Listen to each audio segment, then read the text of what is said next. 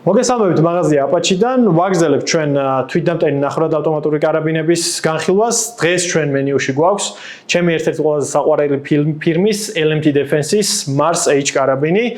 ეს არის თვითდამტენი 308 კალიბრზე 16 ინჩიანი ლულით. ზოგადად ამ ტიპის კარაბინები გამოდის 3 ლულის სიგრძით. ეს არის 13.5, 16 და 20 ინჩი. 20 ინჩ მოდელს ასე ვთქვათ, დამატებული აქვს აბრევიატურა DMR და ჯერ კიდევ ავღანეთის ომის დროს ბრიტანელების ასე ვთქვათ, ბრიტანელებს დაჭირდათ მარქსმენის შაშხანა და სწორედ მაშინ გაიმარჯვა LMT-მ თავის L129 შაშხანით და იმის ასე ვთქვათ თანამედროვე ერთ-ერთ ვარიანტს წარმოადგენს სწორედ Mars სერია. ამ იარაღს აქვს რიგი განსაკუთრებულობები, რის გამოც მისი ფასი არის შედარებით მაღალი. ზოგადად LMT უშვებს საბრძოლო იარაღებს და არც ეს კარაბინი არის ასე ვთქვათ გამონაკლისი. რა ჭირდება ხა საბრძოლო იარაღს? ამ შემთხვევაში აქცენტი გაკეთებული არის მის საიმედოობაზე და ასე ვთქვათ ხანგრძლივობაზე და ჩვენ როცა ვნახავთ დეტალებს და თვითონ თუ რა ტიპის დეტალებით არის გაწყობილი ეს იარაღი, დავწუნდებით რომ ნამდვილად ეს ასეა. ჩვენ შემთხვევაში ხა თავდაპირველად დავიწყებთ გარეგნული აღწერით და შემდეგ მოგიყვებით იმ მცირედ პრაქტიკულ გამოცდილებაზე, ვისროლეთ ჯგუფებზე, ვისროლეთ ცოტათი ასე ვთქვათ მანძილებზეც და რა შედეგები მივიღეთ ამ იარაღთან დაკავშირებით. დავიწყოთ იარაღის გარეგნული მიმოხილვა. პირველი რაც უნდა ითქვას და პირველი ზოგადად ასე ვთქვათ LMT-ის სახე რაც არის, ეს არის მისი აფერი, რომელიც წარმოადგენს, აფერი და ჰენდგარდი არის ერთობლივი ალუმინის ნაწილისგან დამზადებული. რაც რა თქმა უნდა აძლევს მას განსაკუთრებულ გამძლეობას და ზოგი თulis კიდევაც რომ ზოგადად ER-15-ების განვითარების შემდეგი ეტაპია თითქოს ეს.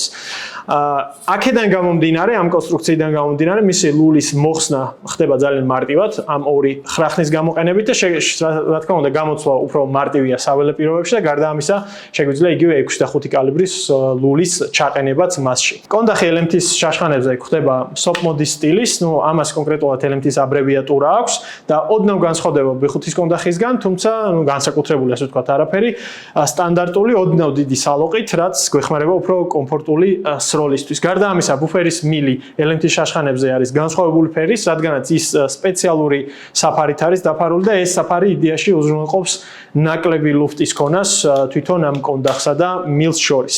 ამის შემდეგ მოდის ეგრეთ წოდებული end plate, რომელიც არის სწრაფი სამაგრით და ესეც საბრძოლო იარაღისთვის კარგი დამატება, იმიტომ რომ სხვადასხვა აღჭურვილობის მიხედვით ჩვენ შეიძლება მოგვიწევს ღვედის პისტოლეტის სახელურისთან დაყენება და ამიტომაც წვრილმანი, მაგრამ პატარა კარგი დამატება. გადასაწენი სახელური არის ორმხრივი და ეს არის LMT-ის სტილის არ არის სოფლიოში საუკეთესო გადასაწენი სახელური, თუმცა ისეთი გამოშვერილი და წვეტიანი არ არის და შესაბამისად ტარების დროს განსაკუთრებულ დისკომფორტს არ ქმნის. როგორც თქვი და დღეს ჩვენ განვიხილავთ Mars კარაბინს, რაც ნიშნავს იმას, რომ ეს იარაღი არის მოდულარული და ორმხრივი, ანუ მას საკეტის შემაყოვნებელიც და მჭიდის დამშვებიც აქვს ორივე მხარეს. ეს თემა განსაკუთრებით მნიშვნელოვანია ცაციან-მსროლელებისთვის და შესაბამისად, როგორც ხედავთ, თვითონ მჭიდის მოსახსნელიც დაფარული არის სპეციალური დამცველით, იმისთვის რომ ტარების დროს მემარჯვენეებისთვის, ასე ვთქვათ, არ მოხდეს ამ ღილაკზე დაჭერა და უცაბედად მჭიდის გამოგდება. შემდეგ ეს არის პისტოლეტის სახელური, ეს ძალიან გავს ერგოს სტანდარტული პისტოლეტის სახელურს, თუმცა ოდნავ განსხვავებულია უკანა დაბოლოება.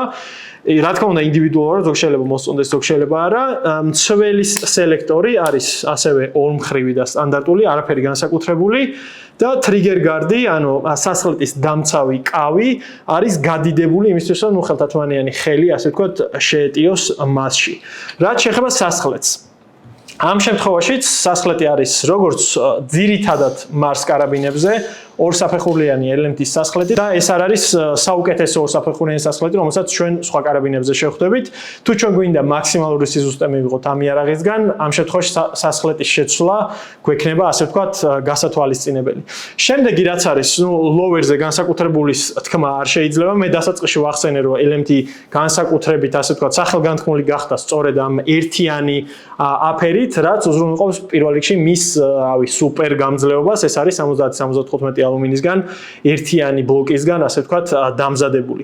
ამ შემთხვევაში ჩვენ გვაქვს M-ლოკის სამაგრებიანი ჰენდგარდი და რაც შეეხება ლულას, LMT-ის შაშხანებზე ზოგადად რეგულირებადი გაზბლოკი არადგუშენ პირდაპირ შევთქვათ შაშხანებზე არ არის. როგორც გითხარით, ეს არ არის გათვლილი, ასე ვთქვათ, საბრძოლო იარაღს აწარმოებს ეს ფირმა და შესაბამისად აღებული აქვს მაქსიმალურად ოვერგაზი, საიმედო გაზის რეგულირების, ასე ვთქვათ, ნიშნული აღებული და შესაბამისად, იმიტომ რომ LMT, ასე ვთქვათ, ყველა ვაზნას ინელებს. 300 შემთხვევაშიც იგივე არის ფიქსირებული გაზბლოკი, არარეგულირებადი და რაც შეეხება ლულას, ლულა არის სქელი, ქრომირებული და კრიოგენულად დამუშავებული 16 ინჩიანი ლულა ამ შემთხვევაში, რომელიც მთავრდება A2 ტიპის, ასე ვთქვათ, დაბოლოებით და ისევ და ისევ თუ ჩვენ ამ იარაღზე შევცვლით ორ კომპონენტს, სასხლეთსა და კომპენსატორს, ჩვენი სიზუსტე, ასე ვთქვათ, მხოლოდ გაუმჯობესებისკენ წავა. ეს არის, ასე ვთქვათ, გარეგნული ნაწილები, რაც შეეხება შიგნით. გარდა იმ გარეგნული სპეციფიურობისა, რაც მე ვახსენე, საინტერესო რაღაცები ხდება ამ იარაღში შიგნითაც. ბუფერი უნდა აღინიშნოს, რომ ამ შემთხვევაში გვაქვს H3, რადგან იარაღი არის შედარებით ოვერგაზი, ამიტომაც საჭირო გახდა ბუფერი ყოფილიყო უფრო მძიმე. განსაკუთრებულ ყურადღებას საჭიროებს ამ იარაღის საკეტი ჯგუფი, რომელიც არის ქრომირებული და ქრომირება გვაძლევს იმას, რომ იწმინდება ძალიან მარტივად.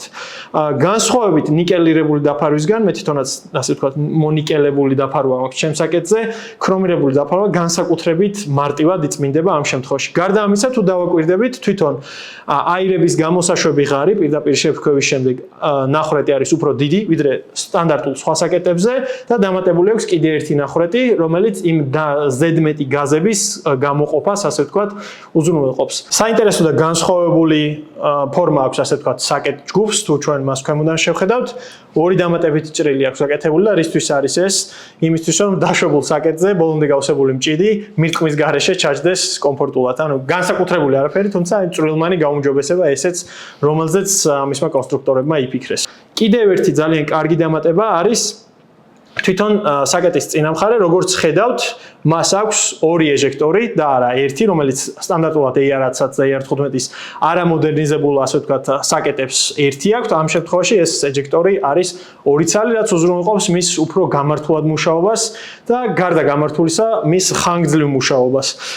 ამ შემთხვევაშიც ეს, ასე ვთქვათ, საჩერი ჭილიები არის kept, ანუ ჩატოვებული შიგნით და მისი მოხსნა, ასე ვთქვათ, არ ხდება და მას შემდეგ რაც იარაღს დავშლით, ვნახავთ, რომ მისი დამრტყმელიც ნებსაც არის ბევრად უფრო სქელი, განსხვავებით სხვა იარაღის დამრტყმელებისა, რომელსაც მე მომავალ ვიდეოებშიც მათ შორის ვნახავთ.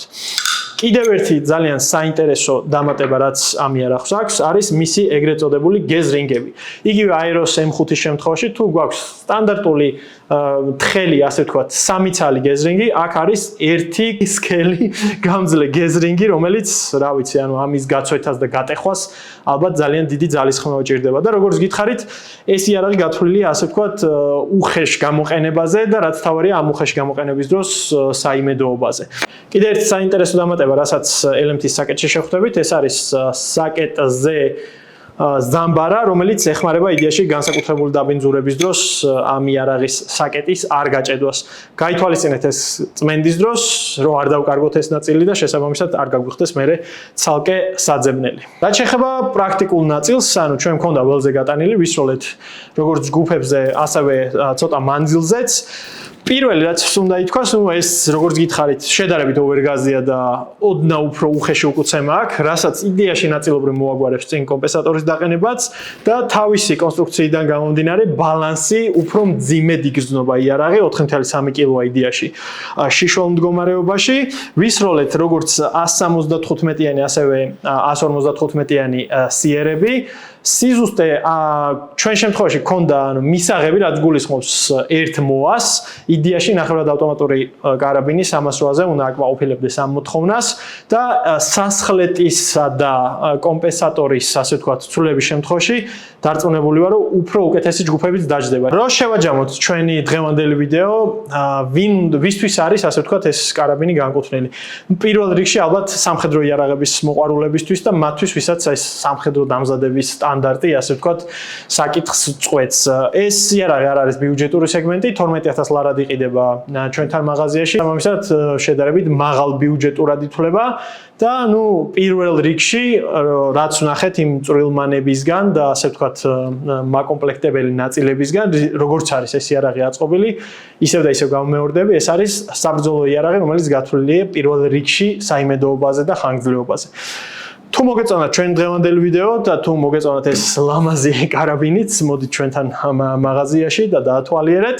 ჩვენ კი შევხვდებით ჩვენს შემდეგ ვიდეოში, როცა კიდევ ერთ ასე ვთქვათ, ძალიან ლამაზ იარაღზე ვისაუბრებთ. ვისთვის ლამაზ და ვისთვის ძალიან მახინჯ, ეს იქნება Scar 20S, რომელიც ასევე გავიტანეთ ჩვენ ველზე, გავტესტეთ და ამის შედეგებს უკვე შემდეგ ვიდეოში მოგახსენებთ.